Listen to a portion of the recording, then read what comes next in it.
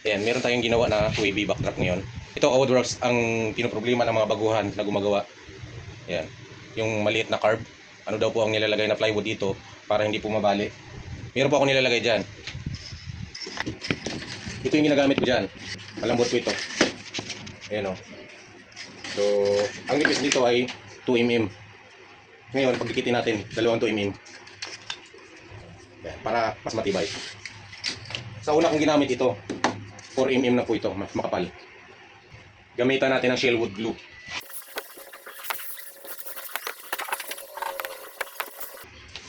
Ayan, kadikit na siya.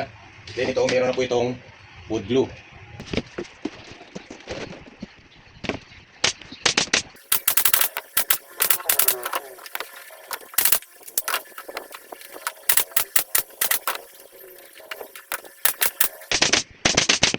Oh, perfect na pagka-carb.